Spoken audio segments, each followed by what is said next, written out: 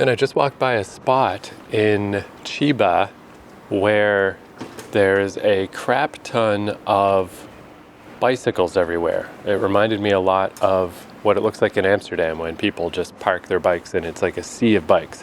I mean, I guess it wasn't quite that many, but it was a lot.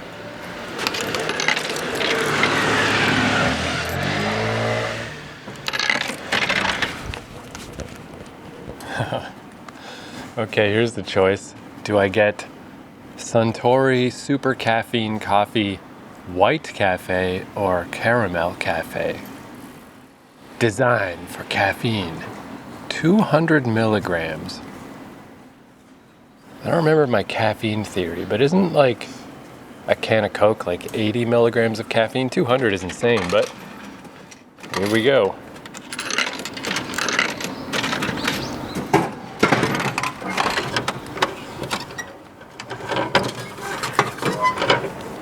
But yeah, I think that's kind of interesting because it does show that there are bicycles everywhere. Everywhere I've gone, there have been people riding bicycles. Clearly, the bike culture in Chiba, say, is huge. Tons of bikes. But the only place where I was like feeling oppressed by the bicycles, where I had to dodge them and constantly be worried about them, was Sengenjaya. So I mean, maybe it's just because it was too central, too close to Shibuya, too close to the center. Everything was just a little too compact. Because yeah, there's been bicycles all about, but it's no problem. It's a nice coexistence with the bicycles. Anyway, it's an insanely beautiful day again. What even day is it? I don't even know. I'm gonna guess November 16th. Let me check. Indeed, it's a Thursday. Oh, it's nice too. Wow, this Pixel phone really is a heck of a phone that it actually says the day of the week. Because I'm shocked how many things do not. My laptop, you gotta dig to find out what day of the week it is. My other phone doesn't say. They really presume people know what day of the week it is. And I mean, I guess people do, but I don't. I want to know. Just tell me. Tell me what goddamn day it is. But yeah, I feel like I've dodged the winter time yet again. Totally crazy. And I think this is unusual because the reason I got, it's probably ill-advised for me to get the super caffeine coffee, but one of the reasons I went with that one is I actually had to try a couple of machines. It was like my third machine I checked, because they don't have cold coffee. It's all hot coffee. Like, what the heck is going on here? It's supposed to be cold. But it is so warm out. I had a hoodie on and I had to take it off. It's t-shirt weather. It's crazy. And since I'm heading down south in a few days to Fukuoka, man, oh man, the summertime never ends. This is insane how awesome this is. Yeah, my plan is to not go too far today because the nice old fella who runs this Airbnb invited me to an izakaya tonight with one of his friends who lived in America, can speak English. He can speak English too. I mean, we have no problem communicating, but he's very, he's like, hey, don't sweat it though. This other guy, he can really speak English. It'll be all good. So I got to meet up with him in a few hours, so I don't want to go too far. So I was just going to go to the Tully's near my Airbnb because fuck it. Sometimes it's fun to just sit down at the coffee shop and do a bunch of editing. But this weather's so good. I was like, well, I can't do that. So instead, there's these castle ruins, which I guess we'll see how they compare to the ones that I saw last week, where in that case, it was like the grounds, and it was pretty nice, but it's essentially a park. Castle ruins don't mean the same thing, as they do.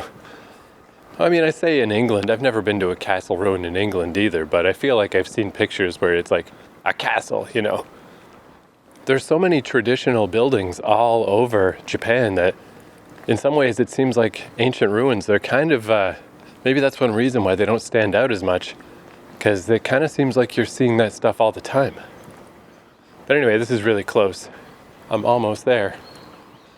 And it's so freaking warm out. I could probably just sit there and do laptop editing in the outdoors today. This is like ludicrous how nice this is. I'm not quite sure what the weather is back home, but I mean, it was snowing in Calgary when I passed through there. New Brunswick's probably not snowing yet because somebody probably would have told me, but I bet it's freaking cold. No one's walking around in t-shirts, I'm willing to wager. Another random dumb thing is, so yesterday night I went to, I think it's called Daily Yamazaki. It's one of the last major convenience store chains I didn't go to yet. And they had tons of bread stuff, and that unlocked a memory of like, did I read that somewhere? Is it true that this place specializes in bread? Because they do have a lot of bread. And what kind of made me think of it is because this morning I was at a 7-Eleven and I just because I'd never seen it before, it was like a roast beef and wasabi little mini sandwich. And it was, a little bit bad. The bread was just really spongy, where the melon bread I got at Daily Yamazaki was really good. So it's like, oh, that's pretty cool. That does seem like it is, in fact, a market that could be cornered, the bread market. And it's just neat when these convenience stores, just have things to differentiate themselves. Because that's not always the case. By and large, I mostly could still, I'll just take whatever I happen to wander by. But it's cool. Little stuff like that. Like next time I see a Daily Yamazaki, might as well try a sandwich item, a bread item. Because the other places might not have it. And now that I'm away from the waterfront, I'd say Chiba it's very similar to the other mini cities I've been in within the mega city of Tokyo. It does feel like a little different, but it's subtle enough that I can't really put my finger on it yet. I'm not quite sure what it is about this place, but I think it's possible if you just woke up randomly in a random part of Chiba. I get the sense maybe you'd be able to guess. If you're from Chiba, you might be able to look around and just say like, oh yeah, this specific composition feels like Chiba. But I've only been here one day, so I can't really say what that specific composition is. Alright, it seems like I'm circling around the outside of this place. There's a huge building here, or a wall or something. I don't know what this is. All gated off.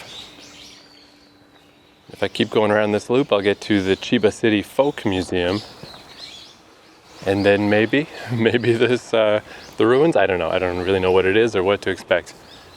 It's just the closest thing.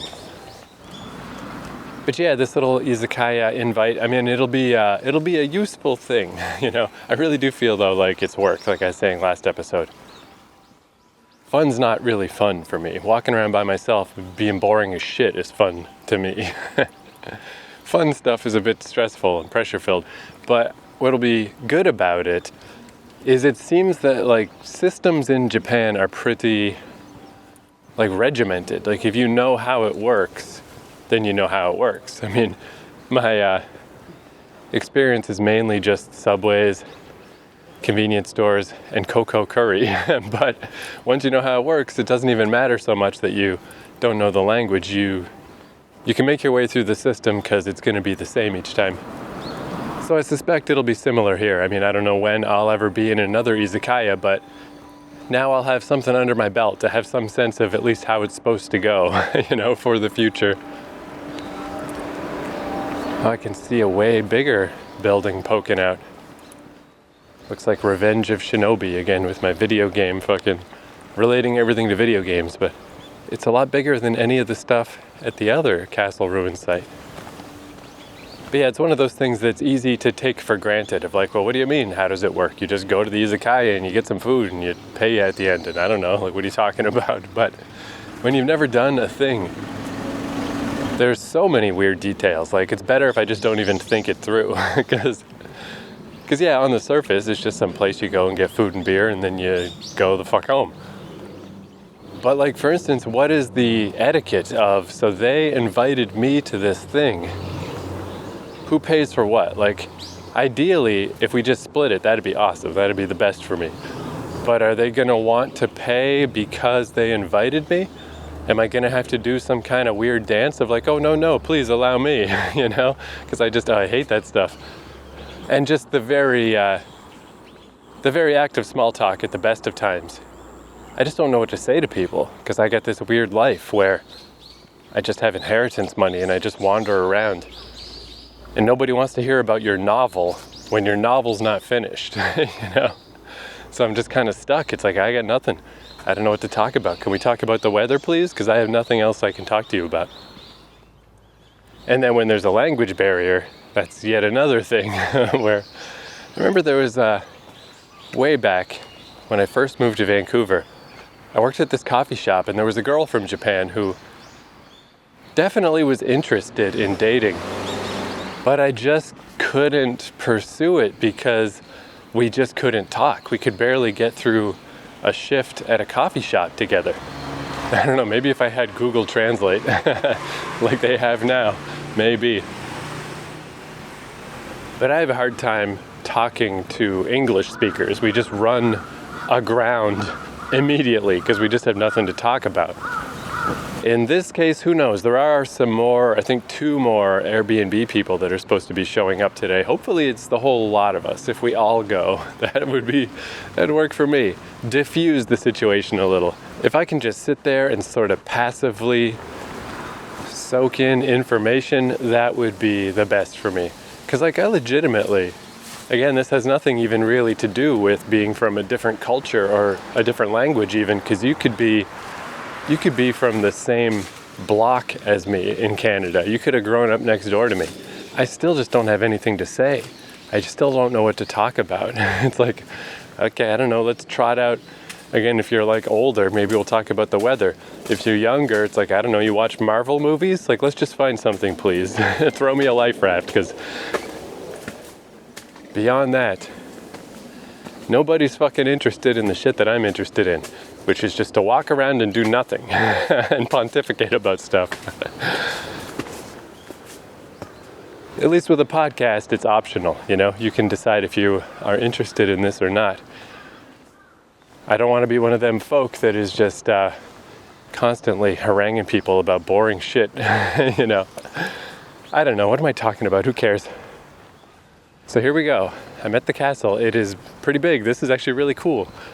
1, 2, 3, 4 stories and a peaked top. And there's a statue of a samurai looking guy with a bow and arrow on a horse. No English on the sign. But yeah, I'm not even sure how to describe the building besides just traditional, in any ninja movie, in any ninja video game. Imagine the building with the kind of curved roofs in layers, and it looks super cool. This is the Inohana Castle Ruins, Inohana. Oh, it's a little windy up here. Yeah, this is dang nice, so I'm gonna hang out here.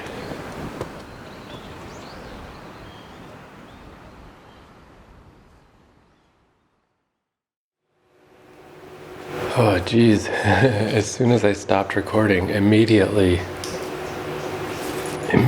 there was a perfect example of not knowing how stuff worked. So the building is generally pretty blocked off, so I was like, hey, maybe this is it. Maybe you just see it from the outside. That's cool. But then as I walked around, there was an entrance, and there was a guy manning a booth, and I was like, oh, here we go. I've just fallen into the slipstream of, oh no, I don't know how this works. But it's like, all right, I'm in the tractor beam. Just do it. Just go find out. Just go see how this works. If it's free admission, that's great. But if it costs money, whatever, just pay it. Just go in. Just don't be a weirdo who just doesn't go in once you've made eye contact with the guy. Act like you know. And this is similar to, I met some folk when I was hiking around in Fukuoka who asked me if I was bird watching. And I had to ask them a couple of times. I didn't get what they were saying, and then all of a sudden it clicked. But that was 2 or 3 times, and that was getting pretty uncomfortable, socially awkward, that I'm like, fuck, I'm so sorry that I don't understand. Where this poor guy had to ask me what country I was from 6 times. I just didn't know what he was asking. I guess because he gave me a pamphlet, so really he's asking, what language do you need? What country are you from? It's it's not like he wrote it down or anything. So I just didn't clue in that that's what he was saying. So again, not the biggest deal in the world, slightly awkward initially, but then he gave me some pamphlets and stuff, said it was free, and now I'm in this, it's this 5-floor Chiba City Folk Museum. And like I said last episode, museums don't do a ton for me, but it depends. If it's like the Museum of Modern Art, it's just nothing's going to stick with me. Nothing works. I don't care. Where at least this is, this isn't art. This is historical stuff. It's like samurai armor and old, they have like these guns. I don't even know how those work. And, the stuff in the actual museum is not in English, so maybe I'll look that up later. But they have the swords, they got all the stuff, and it's cool as shit. So on my shallow level, this is kind of cool. And at the very least, I did learn one thing. I had no idea why this city's called Chiba. I always just think of there's a character from the music manga Beck named Chiba. I always think of, and I guess weed. I don't know, I'm not a weed guy. But it's named Chiba after the Chiba clan, which I didn't know. So this museum, the Chiba City Folk Museum, was constructed in 1967 on the former site of Chiba Castle and is modeled after a traditional Japanese castle. Yeah, I've heard that a lot of the old buildings don't exist because they burn down, because they're wood. The Chiba clan ruled the area between the 12th and 16th centuries. It says there's a model of a traditional Japanese home. So I guess 4th floor is the modern history of Chiba City. Maybe that's where that is. That sounds really cool. That I am legitimately interested in. I'm interested in all the samurai stuff too, but it's very abstract. It's hard to wrap your head around. So yeah, I'd say this is a perfect example in both ways. Perfect example of like, oh man, these awkward, how does stuff work? Now that I know how it works, it's the easiest thing in the world. You just walk in and you get some pamphlets and you see the museum. There's literally nothing to it. It's just being on the precipice at the start. It's like, I have no idea, am I allowed to go in here? Is it free? Do you pay? How does it work? What's going on? But then you get over the whitewater rapids, and then you're in the nice, calm, placid, nice and easy. Anyway, where I am right now, I went down and looked at the first floor, and there was a washroom down there. So I still had that super caffeinated coffee. I hadn't drank it, so I hopped in the bathroom, and I just shotgunned the coffee in the bathroom, and then rinsed out the can, and just put it in my book bag. But it's funny because it's like, the opening of the can is very much like a beer can, but I'm not drinking beer. I'm just sneaking in there to drink a coffee. So it's just like, get me over this hump. Get me over this feeling where I feel bad for the guy. I was thinking with the guy who has to deal with idiots like me at the front door. He's an older Japanese guy. So I like to imagine he'll go home after work and get a beer and some of those like dried squid tentacle arm things from 7-Eleven, or the thing that is like almonds and little dried fish together. He'll get something like that and he'll just eat it and drink the beer and just think like, these dumb foreigners fucking can't understand one word. What a maroon. Because I have no problem with people making fun of me. I just don't want them to feel bad. I'm sure he doesn't. I'm sure I just have a guilt complex, but I'm always afraid that when I can't understand somebody, that they'll think they did something wrong. But trust me, it's me. It's me, guy. Maybe I could learn that one phrase in Japanese. Don't worry, it's not you. I'm the fool who did not learn anything. But where I am right now, on the second floor, is just this little area with little seats. You can just look out the window because there's a drink machine. God bless Japan. Even in the recreation of the traditional Japanese castle. They did have a squat toilet for anyone interested, but they also had a Western toilet. They had both. But there's a drink machine, so even though I just gunned down that super caffeinated coffee, I was like, here, that's how I can assuage my guilt a little. I can buy a drink. So I got roasted green tea, and I figure I shouldn't walk around the museum drinking this thing. So I'll drink it here and dispose of the bottle and continue on. Speaking of, though, that's one thing I saw at one of the stations. Was it Chiba Station? I had to change at some point. It might have been a smaller station than Chiba Station. But this sign that I'd forgotten all about, I did see this in 2019, but this is the first time I've seen it here. It was a Western style toilet, and again, to my Western mindset, when you see the Japanese style toilet, that's where you need a diagram. That's where you need an explanation of like, am I doing this right? How does this work? But this was the reverse. I guess it was a little weird because it's a Western style toilet, but it didn't have a tank on the back, so it was just the seat part. So there was a diagram showing that you're supposed to sit on it. You're not supposed to squat, because technically you could. It would be a little bit of a tight space, but you could put your feet on the toilet seat and use it like a squat toilet. So there's a little diagram explaining that you don't do that, and that toilet paper doesn't go in the garbage can, it just goes in the toilet. All the stuff you would need to know if you were a Japanese guy from 1940 who doesn't know how the Western toilet works, but I am surprised to see it in like a more modern setting. That's what made me think maybe, I mean, again, I'm just drawing, I'm inferring stuff from very small amounts of information, but I didn't see that anywhere in Tokyo, and I was like, oh, maybe it's not coincidence. Maybe Chiba is older folk who are more in an older mindset. Maybe. Again, I have no fucking idea. But I didn't see that sign anywhere in Akiruno, and that's pretty far out to the edges. But anyway, now that I'm here, this seems really cool. I would recommend it. Chiba City Folk Museum, open till 5 o'clock, last admission 4:30, very close to Chiba Station. Yeah, I'm only on floor 2 of 5. On floor 5 is an observatory. You can see all of Chiba City from this floor, and on clear days you can also see Mount Fuji. Well, you know what? It is clear as fuck today, so I predict I got another Mount Fuji sighting in my future. Yeah, now that I'm in here, it's fucking cool. This place is actually kind of great.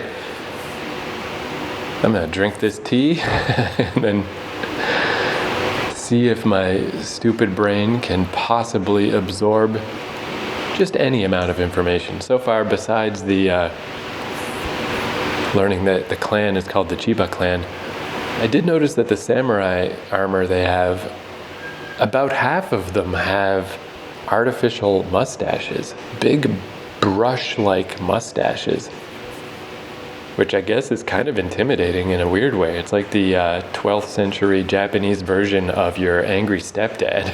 Like, I don't want that guy to stab me. Fuck. Okay, tea time.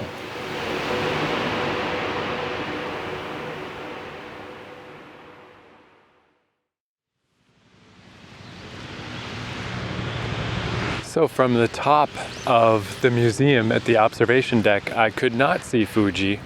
I think I was pointed in the right direction. I even tried using my phone where the little blue dot, can show what direction you're facing. So I was like, okay, this way is Mount Fuji. And that didn't work. As a secondary thing, I tried the sky tree and I pointed myself in the right direction. But I think the sky tree is behind a bunch of buildings. And Mount Fuji, even when I saw it yesterday, it was through all of the equipment down by the waterfront, all the shipping container stuff and giant cranes and things. So I guess it's in there somewhere. But I think even though this is a pretty dang clear day, I think maybe it needs to be ultra clear. I feel like I probably got pretty lucky yesterday that I just accidentally saw Mount Fuji. Because I know that was kind of a recurring thing for Chris Broad of Abroad in Japan. He didn't live in Tokyo, so that's a big reason why he didn't see Fuji for so long. But it was like a running gag that for like the first 8 years he lived in Japan, he never saw Mount Fuji. He climbed Mount Fuji without, seeing a picturesque view of Mount Fuji in the distance, because it's just hard to see sometimes. So I did not see it, but the view was pretty cool. And I feel like the little I've absorbed of Chiba so far, it seemed extremely representative of Chiba, where on one side was all the big crazy seaside machinery and giant tall buildings and stuff, and then on the other side it was nice and calm and just a nice calm city. That does seem to be the two sides of this place. And the 4th floor of the museum, I should say, I do think this museum, if you're in Chiba, totally worth checking out. It's closed on Monday. Good to know. But definitely don't use this podcast as a source of any information, because it's automatically out of date. But as it stands, it's closed on Monday, so make sure to double check check on the website before you come visit just to make sure what's going on. But yeah, when I got to the 4th floor, which was the more modern day, what's the Chiba clan up to these days? And I was surprised because they had the recreation of an apartment. And I was like, wow, I've definitely experienced this, just the way this looks and the way the sink is and the appliances. There was stuff like the phone was an old dial phone and the iron was older. But in general, I was like, this doesn't seem that, this is the 1930s? This seems very similar to what I've experienced in Japan. Then I noticed the sign. No, this was the setup for the 60s and the 70s. And the Airbnb I stayed at in Itabashi was a building from the 70s. So that's cool. Like, I really did get to experience, here's what an apartment from the 70s was more or less like, except now with a remote control for the lights and a new TV and internet. Then I got to the 30s and 40s setup, and that was definitely a line in the sand. That's like, oh yeah, no, this is a different world now. This looks way different than anything I've experienced. And even if you go back to, Little House on the Prairie or the Waltons or something, like our old school houses, it's not the same as that either. It's very, this is where my words fail me. This is one of the potential downsides of this podcast is I'm not exactly great at describing this stuff. But the good thing is that's where I felt okay about the idea of doing an audio podcast as opposed to video, is because, everyone has Google at their fingertips. So if I say something like a Japanese living room from 1930, you can just Google image search it. I don't need to try to describe it. It doesn't matter. The good old internet has got the backup. And of course, being scared of heights, I was a little teeny bit scared up there, but it wasn't too bad. Pretty cool all in all. Oh yeah, one weird little thing I forgot to mention too. Right at the start, when I was feeling all bad because I couldn't understand the guy who was manning the door, who I made sure to bow very deeply to on the way out and say thank you. Although even that, my idea of a deep bow is probably offensive. It's probably offensively shallow in Japan. But I guess by North American standards, it's a hell of a head nod. It's the head nod to end all head nods, but here, yeah, it's probably not enough. But yeah, when I went into the washroom to just drink a coffee, get my caffeine going, get myself feeling right, a guy came in, just some older guy wearing a scarf, and he just brushed his teeth in the sink. And he really took his time doing a good old brush. And I was like, this is so weird. Like the whiplash effect of I'm in this place that I'm like trepidatious. I'm like, am I allowed to go inside? Am I supposed to be here? And then I get through the initial gate and I'm feeling a little rattled because I couldn't understand when the guy asked me what country I was from. And I was just feeling shook up. And then all of a sudden, this guy comes in and just brushes his teeth like we're at a fucking bus station. I was like, who is this guy? This guy just acting like he lives here. This is fucking, it made everything feel more comfortable in a hurry. It's like, what the heck? But the other nice thing about this is now, she only got a couple hours till izakaya time, so I guess I should just start moseying back that way. So I'm in the neighborhood. But another nice thing about this is I have something to talk about, so that's good. At least this gives me something I can talk about that these guys from Chiba will be able to relate to on some level. At least I have something I can say that I did today that not only did, it's the guy who owns the Airbnb that pointed me in this direction, so I can be like, hey, thank you, I did this thing. That was a good suggestion. And wow, the Chiba clan in the 1930s and yada yada. This is some stuff I can talk about, so that's good. That's good. Gives me a little, it's like when you got to push off from the shore, push your canoe off from the shore. This will help me get going. Oh, also, when I saw, because I guess it is probably a little weird to walk down to the docks and then to where everybody's fishing, especially on foot. I noticed coming back last night that it was a little awkward. There was a lot of places where it's all vehicle traffic down by the waterfront, so it was a little awkward trying to cross streets and stuff on foot. Not really a pedestrian zone. So when I saw the Airbnb guy, I was like, oh, instead of trying to describe what I did, a picture's worth 1,000 words. Hold on, let me get my phone. Look at this. Look at this cool picture. I saw Fuji through the fucking sunset and everything. And he said he didn't know you could see Fuji from there. and I mean, it could be, you know. As a thing that I've noticed a lot is it's interesting that even if you're from a place and you've been there for a long time, sometimes that can make you not experience these things. Because if you lived near, where he lives, a 10-minute walk from the seashore, you know that you don't want to go there, I guess. I went once, it was kind of cool to see the tower, but you're not going to want to go there if you're not a tourist. You're not going to want to go down to where all the shipping containers and stuff are. You're not going to go down to where everyone's fishing if you're not fishing. You just wouldn't go there. And it's like ironic that being from a place can make some parts of the place a little bit invisible to you. Like I remember my friend Doug from BC. He's not technically from Vancouver, he's from New Westminster, which is 2 cities away, but it's all connected. It's all connected on the SkyTrain, the monorail system. But there's this big part of Vancouver, it's called Stanley Park, and there's this thing called the seawall, where you can walk around the edge of the seawall. So when I first got to Vancouver, it wasn't long before I went there just by accident, just walking around, and it's just like, oh, this is pretty cool. But because Doug was from the area, he just kind of took it for granted his whole life. The seawall was just some thing, it wasn't important. He said he hadn't walked along it till he was in his mid-20s. And then when he did it, he's like, hey, this is actually pretty great. How weird that I've never been to the seawall. But yeah, it's like you get a blind spot if you're a local sometimes, where you just need some tourist to come in and just be ignorant and just wander around not knowing what they're doing. And they can make discoveries, Like, holy crap, you can see Mount Fuji from this weird industrial dead end that no one else would ever come to. No reason to be here. But yeah, I'm really feeling like I think I got the right amount of time in Chiba. I do think that if I was here, if I pulled one of these stunts where I'm here for like 3 weeks, I bet it would get a little weird of like, what the heck am I doing here? It really is just kind of a city.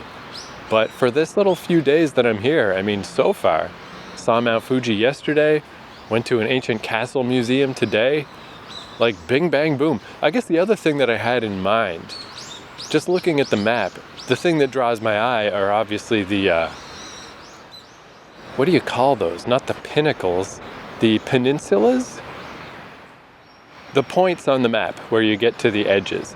Like if you go east past the airport, hold on, again, through the magic of actually having a phone with a map on it, I can tell you what these things are called. So to the east, there's Choshi Station, Choshi Marina Beach, and Inobosaki Lighthouse. And it's like the farthest east point from here, out in the water. And I have no idea what's there, but I bet it's cool.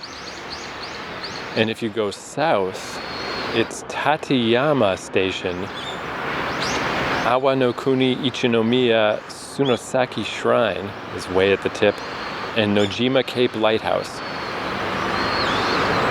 Maybe Chikura Station is closer. I don't know, I'm so curious because both those places look really interesting, but the map is deceiving. They look like they're in the area, but if I look at the distance between Tokyo and where I am, the distance from here to either of those places is quite a bit further than that. So basically it's a 2-hour ride to either of them. It costs about $15. It's not a short trip. And I have no idea what's there. So I don't know. I mean, I'm curious. But I think maybe I'll save this type of thing for at the end of my trip. I'm going to Yokohama, and it's similar. I can take trips down south, see what's down there. Around here, I'm not sure what I'm doing, although maybe, just as a goal for today, what was that other park? Inage Seaside Park. Is not too crazy far from here. It'll keep me in the neighborhood. So maybe I'll just mosey in that direction, see what happens.